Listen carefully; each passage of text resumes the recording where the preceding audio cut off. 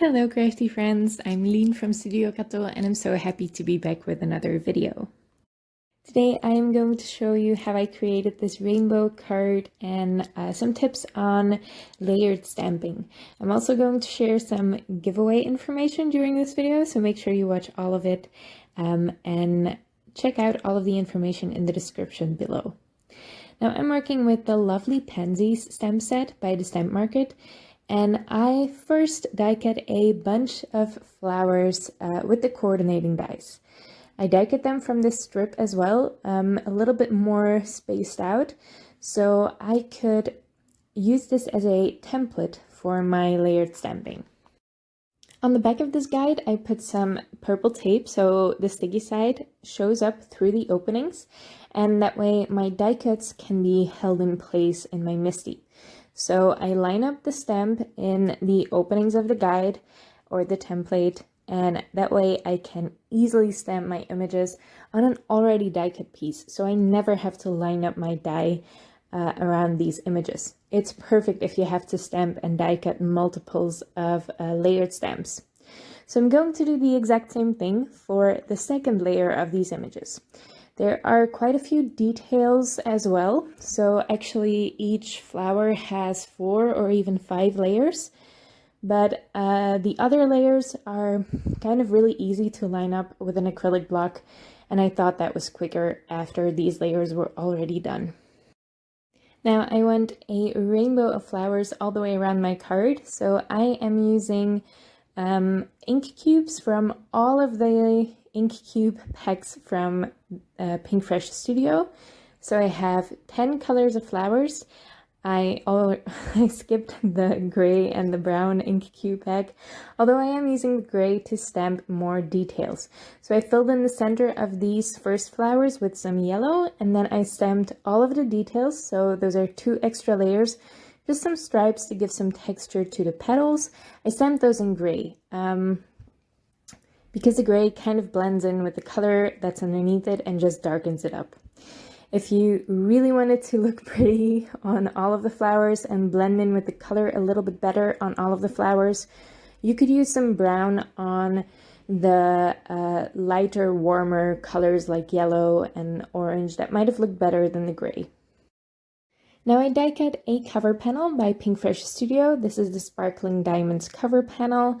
I really love this die. It just gives a little bit of stitched detail to your panel, and that's always a great fun background.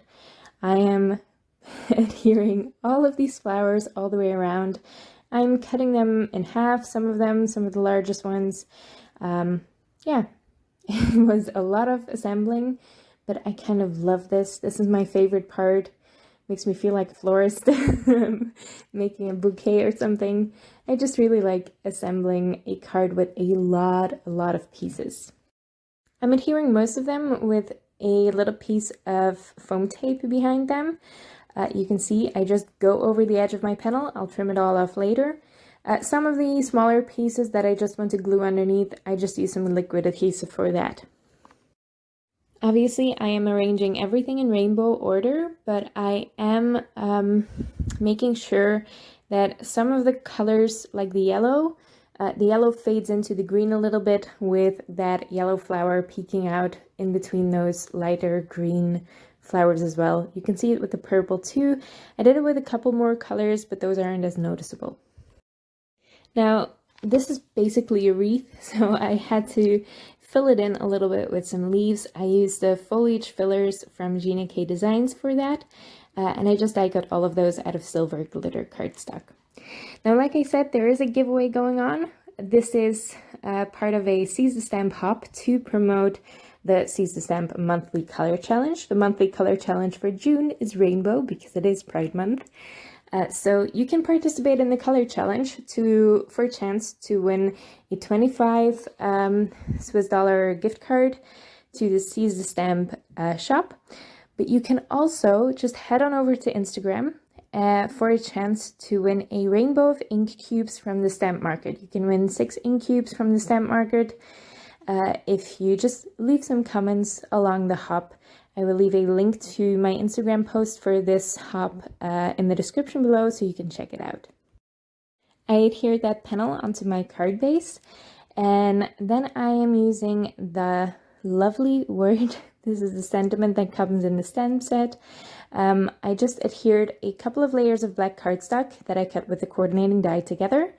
And this stamp I stamped twice with Versamark ink, and I embossed it twice with Wow Bright White Superfine embossing powder. But after I die cut it, you can see that there was a little indent of the die in there. And I didn't like that, so I just took my heat tool and I just heated up again. I melted the embossing powder again, and that evens it out nicely. So I can adhere that stacked sentiment right in the center of my card. It's a lovely word to go with a lovely rainbow card.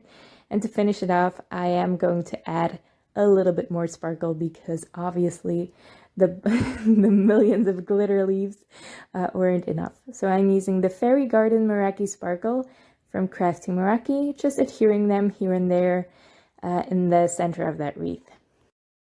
I am going to use Nuvo Deluxe Adhesive to adhere all of these down because that glue is a lot stronger than the Barely Art Precision Glue that I used to adhere some of the foliage and some of the flowers to the outside of the card. Yeah, I just prefer Nuvo Deluxe Adhesive for my gems. There you can see all that sparkle and all that rainbowy goodness. This is one of my favorite cards I've made lately. I really love it. I really love the June Color Challenge over on the Seize the Stamp blog, so make sure you check that out. I will leave it linked below. Seize the Stamp does a color challenge every single month. They're always very, very inspiring, so I hope you check it out. I hope you go follow Seize the Stamp on Instagram as well, because she posts amazing inspiration. She also does amazing workshops, so those are awesome to check out as well. I hope you like this card and I hope you like the video. If you did, make sure to leave a thumbs up on this video, leave your thoughts in the comments below. Don't forget to head on over to Instagram for the blog hop and maybe get a chance to win some ink cubes. And I hope to see you next time. Don't forget to subscribe so you'll be notified when I post another video. Thank you so much for watching and have a good one.